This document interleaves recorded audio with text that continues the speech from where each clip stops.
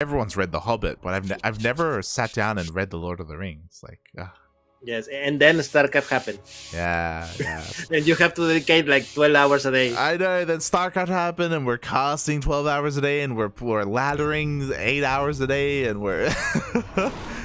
But that's okay, mate, because you can cast great matches like this one. True. Spawning here in the green Zerg player, the one of two in this match. This is the Chilean player Loki. And spawning in the top right-hand corner of Waterfall ESL, we have the Costa Rican Terran player himself. He is red, representing Infernales Esports, as this is a team kill. It is Kaluz.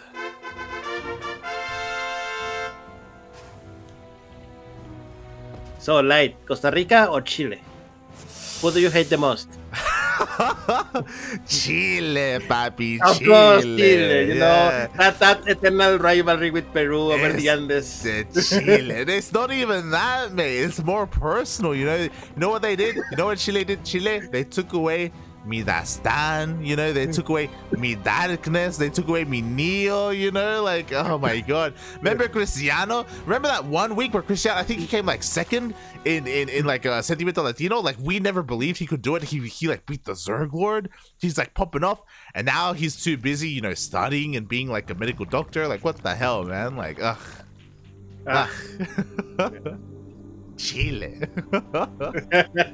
Plays with your heart, man. Plays with your heart. So yeah, if you are from Chile, please reach out in the chat and Funara Live VIP. I saw Chileno Singaporean in the chat. Is Chileno Singaporean Chileno? Sí, he's a Chileno living in Singapore. Okay. Ay. Nah, much love. It's great, it's beautiful. But yeah, we'll see who comes out on top.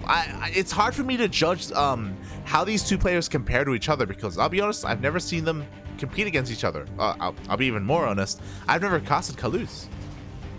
Yeah, Kaluz is one of those players that back in the day, like 2015, maybe 2016, was more active along with the rest of the Costa Rican scene. But since that scene, basically, it didn't die. It went to sleep, I will say. So it is very rare that you see him playing tournaments. He's still playing in like team links and stuff. But in 1v1 tournaments, very rarely. And it is great to see Kaluz here along with the rest of the Costa Rican players today, and to see what they made of, you know? And look, Kaluz took a game out of Ion, so obviously he knows how to play something. Oh yeah, and speaking of, he already takes down one of those drones as well. Very nice KDA charge there from that Reaper, so a decent start here. Also just keeping that Reaper alive, keeping an eye on things, making sure nothing crazy is going on. Already a nice start for our Terran player.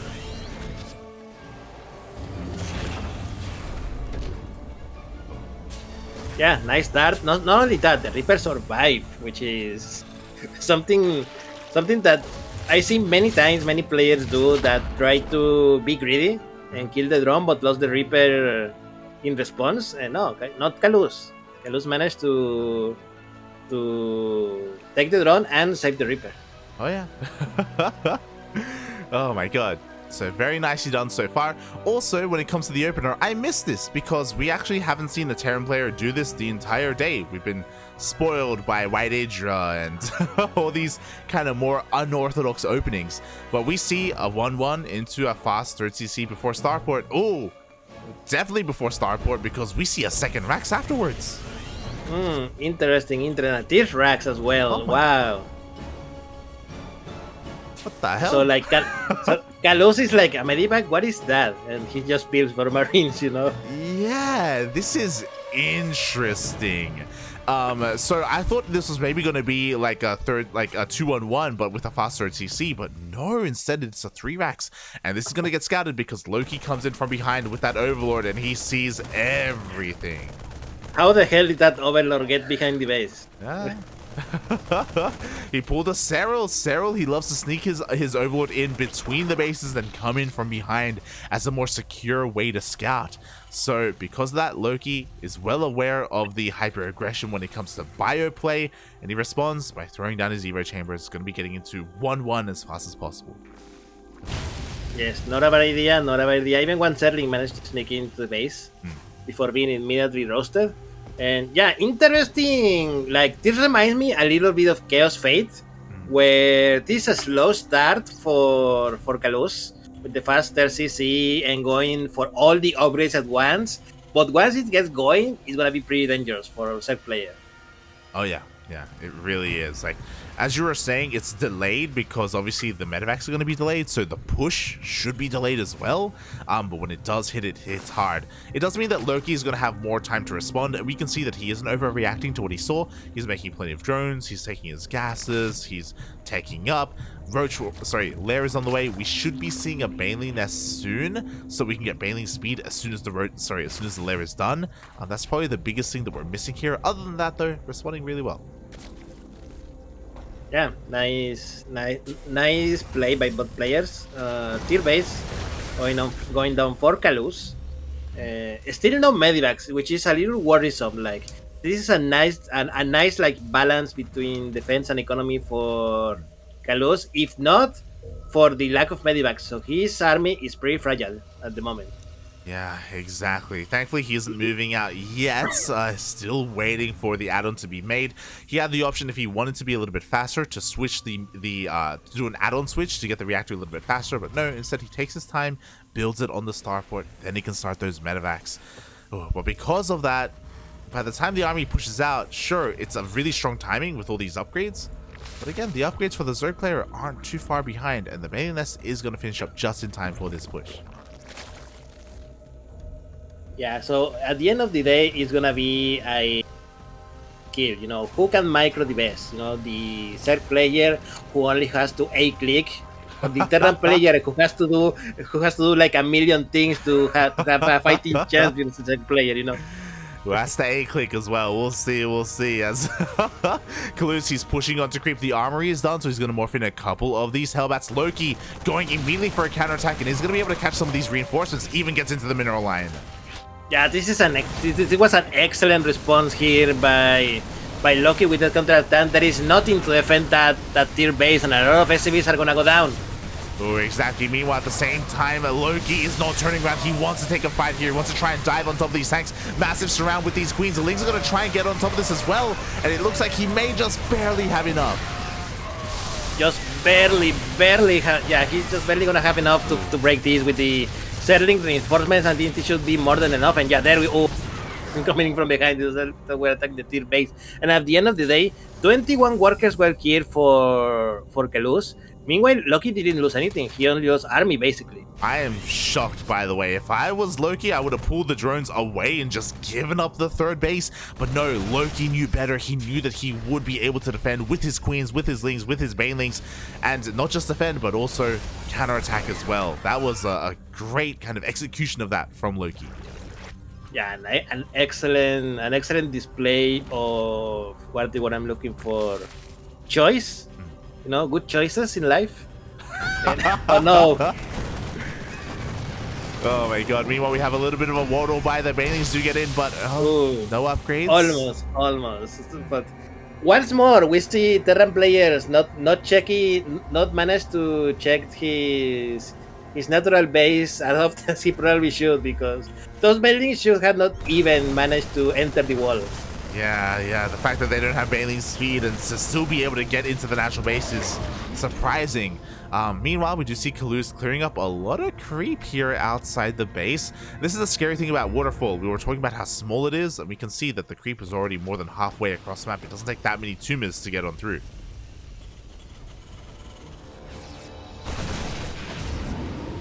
Man, there's a lot of Zerlings. How many Zerlings does... Oh my god, 115 Zerlings, like. Jesus.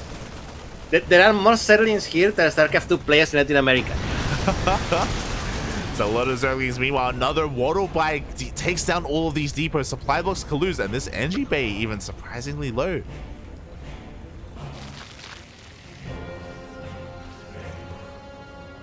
There's a lot of Zerlings, man. I'm very scared just seeing that. I mean, what's scary about these lings, remember how we saw the very fast, like, Evo chambers? 3-3 is going to be on the way. We already have Adrenal Glands. We already have Hive. Loki just committing to just pure Ling Bane. Oh my god! And just once more, just as Kaluz is moving across the map, Loki going for the counter attack on the tier base. Kaluz loses everything because, mate, what are you gonna do versus 150 selling? You're gonna GG and that is it, mate. Loki, we are convincing game number 1. Wow, GG, well played. Loki just shutting down that 3 racks play from Kaluz. I have to wonder if he's familiar with Kaluz's style. They are teammates, bear that in mind. So it's possible that they practice or at least watch each other in their own team league matches. And yeah, Loki was in complete control there. The only moment that was a little bit scary was that push towards that third base. But we saw that after it was defended, Loki was perfectly fine. You know what happened? You know why it went so well for Loki? It was a creep, mate. It was a creep. There was too much creep, and as soon as Loki saw the whole army of Kaluz basically moving across the creep, he knew that he just have to punch a bunch of settlings, move it to the other side of the map, and there we go. That is it, because he saw the whole army. What Kaluz needs to do in the next game is he needs to start cleaning the creep earlier, and not with his whole army, just with a small bunch here at a time. Otherwise, mate, this was just an information game that Loki was winning by a lot. Yeah, exactly. And you could also argue that a part of that was just because of the opener as well. Like Kaluz, because he was going for that mass buyer style, he was intentionally working on a very strong big push that was designed to kill the third. And because it all got scouted, maybe if you do know you get scouted, it's time to try and divert your plan a little bit and adjust to what your opponent is doing. It's still a hard call to make though, and we'll see if he can make some improvements here as we get into game number 2. By the way, like while the lobby was being made up, I quickly checked the bracket. Special has already won over Mantenga. Oh boy, yep. Yeah. But he lost a map, mate. Yeah, there were some people asking about this in the chat. I have to wonder if Special didn't just play Protoss against Eon, but maybe has been playing Protoss the entire tournament. We don't know, mate. We don't know. Speaking of not knowing, here we have the third player who knew everything in the previous game because, creep. This is Infernales Esports Loki.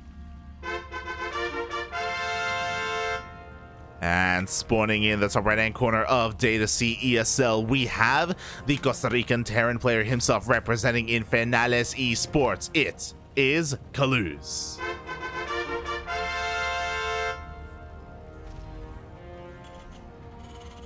So, Light, is Loki your new favorite Chilean player? No. I mean, I'm always gonna have a soft spot for Darkness. Always. He's for Darkness. Diego, papi, Diego. Always gonna be there in my heart. You mean Dr. Darkness? See, yes, Dr. Darkness. Oh God, always, papi, always. I'll never forget him. Never forget you first. Do you remember the first time you casted Darkness? Ooh, that's a good question. We casted him during the Chilean tournament. Yes, that is correct. That was the first time. That was the first time that you casted him during the finals. Yeah. Versus Dastan, if I recall correctly. Yeah. And you fell in love, like. We fell in love. It was love at first sight. You say you, but it was we. Both me and Yoda. We both saw something within him, and we both wanted it. And unfortunately, no one could have him. No one could have him. He teased us, mate. He teased us. He got married to medicine. Ah. Oh God! But that one season of DreamHack there was magical when he did expose himself and play and compete. That was a wonderful time. I remember that time because he was streaming when he qualified for that season. Yeah. I remember his reaction. Yeah. Oh God, good times. There's people watching right now who are like, who the hell are they talking about? Darkness? What? Yes. Everyone go to the CranKy Ducklings YouTube channel and go and watch Rebirth of StarCraft #1. Mm-hmm. That is a tournament where you need to check out. Yeah, Rebirth. Oh my god, that was in 2020. Jesus, 2 years ago now. But before that happens, we are still here in this series. Darkness, for a period of time, was the best Protoss player in all of Latin America. He got top 4 in DreamHack LatAm as well. Almost got top 3. God, he was a great player, but was a blinding light, but only for a short period of time. Then he became Darkness. Yeah, but that's okay, Light. That's okay, because we have Loki to save the Chilean scene over here. And currently, he's doing pretty good. The Reaper came back just as in game number 1, but this time no drone was killed. Not even a Zerling was killed. So nice job. And he managed to get his steel base on time without any problems. There you go. So far, a solid opener here from Loki. Kaluz behind this is actually doing the exact same thing. He went 1-1 into a faster TC into another Rax. Yeah, I wonder if this build is very good for him on ladder, and this is why he's gonna do it once more here in this series. You know, I mean, I understand the second Rax, but I'm not sure why not why the third instead of going straight for the starport, you know? Yeah, we were talking about it when we were casting the previous Terran player, if you remember. Fate. We were talking about it when we were casting Fate versus Champ, because he also went for a 3 Rax. It was a straight 3 Rax though, and it's like, 2-on-1 just feels a little bit better. It's not as committed. It's more flexible. You can really flaunt your micro. There's a reason why it's more common, I think, is what we should say. But clearly, Kaluz does find success with this, and I'm sure he will find success with it. But the problem is that you don't want to become a predictable player, right? I think that's the important thing, right? True. Then again, I mean, if he's doing it, it's for a reason. Maybe he's comfortable. Maybe he has some secret tech that he just wish that he could use that he couldn't in the last game. Once again, Loki with the nice scout from behind.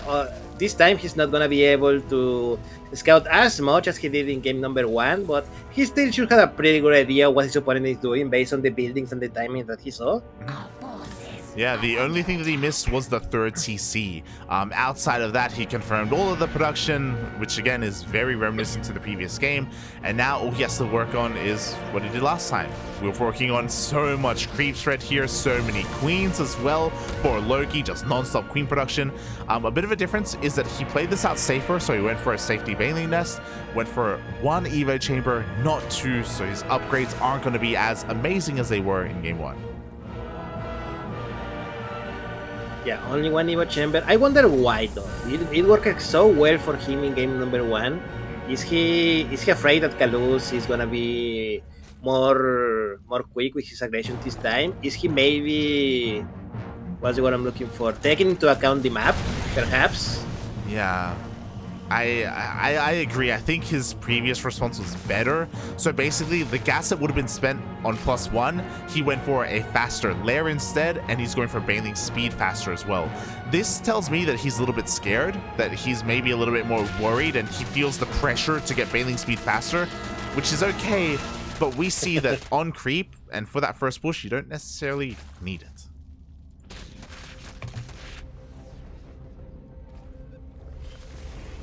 Reaper coming in, he's trying to gain a bit of scout, but unfortunately, speed Zerlings are gonna dispatch him right away. He does saw the macro hatchery growing into the main base of the Zerg player, and he saw the lair as well.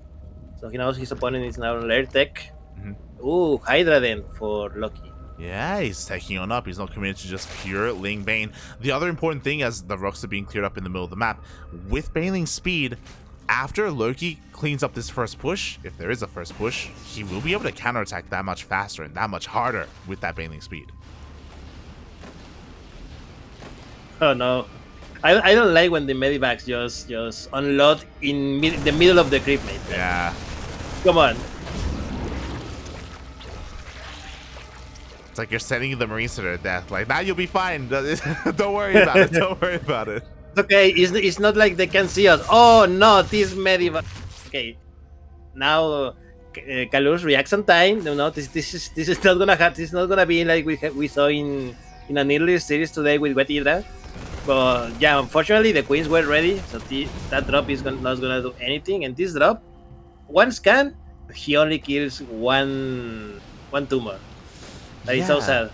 And the other surprising thing is that after the medevacs were done, Kaluz stays at home. This time it feels almost as if like he is playing a little bit scared. Ooh, medevac gets taken out. The Hellions aren't going to do too much damage here whatsoever. They're going to be cleaned up. At least they get a scout. They do see the Hydra Den. They do see the Lurker Den that's on the way as well. But yeah, a much more passive style here from Kaluz. Yeah, and I'm not sure if I'm liking it, to be honest. Like I said to him, you know, well, I mentioned last game. Creep or creep. Creep was the key, and I'll be honest, I don't think he's doing a good job. I'm not sure if this is because, you know, his creep cleaning skills are not very good, or Loki has just been like really on top of it to defend it. Oh my god! I was gonna say, this is the problem, is that Loki, he's playing with so many queens, more than what's normal. He has 12 queens on the map. That's 4 more than what is standard, right? Like, because of that, he has so many tumors to work with. He will lose one of them. Here we go. Kaluz is finally pushing out. Now that he cleared a chunk of creep, he's feeling a little bit more confident. Now the question is Loki gonna do a counter attack, or is he gonna go straight to engage this army? And there you go, the counter attack is moving across the map. Yeah, exactly, but Kaluz plays this safe. He clears up a bunch of creep, turns around, and goes back home.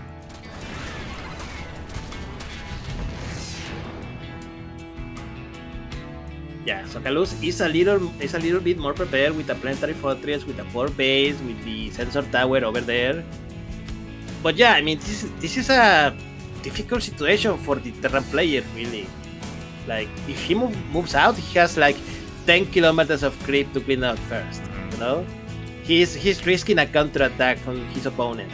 And, you know, because of risking the counterattack, he needs to leave a little bit of army behind to defend. But if you leave a little bit of army behind, you may not have enough army to kill this Zerg army mate. That already has lurkers, by the way. Yeah, the Lurker's already here. We did rush on in. The upgrades aren't looking amazing for Loki, but again, the gas was spent on tech instead. And because of these Lurkers, Kaluz cannot push on in.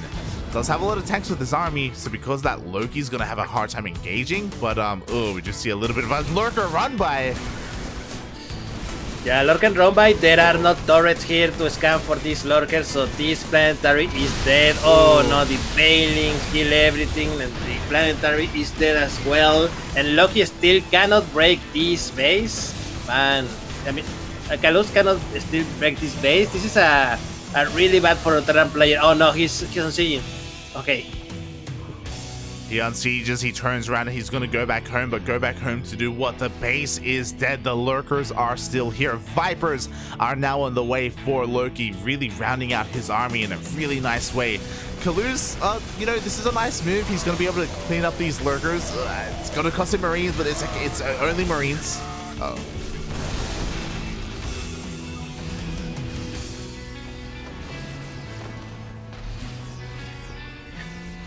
Light, if you were in Kaluz's position, what will you do? Drop. He has too many. He has too many Marines right now. Like, he's maxed out. This is not the army that he wants to work with. Not against Lurkers. Like, Marines have a lot of DPS, but they're also so squishy. They don't have that much range. We need more ghosts. We need just more ghosts. Period. Well, looks like he's ready to throw away his army, because he's moving out like with everything. Oh god, he is moving out a little bit here. The first ghost, he's gonna run on board and gives his life for the cause. The Marines are just rushing on in, but this is not gonna work out.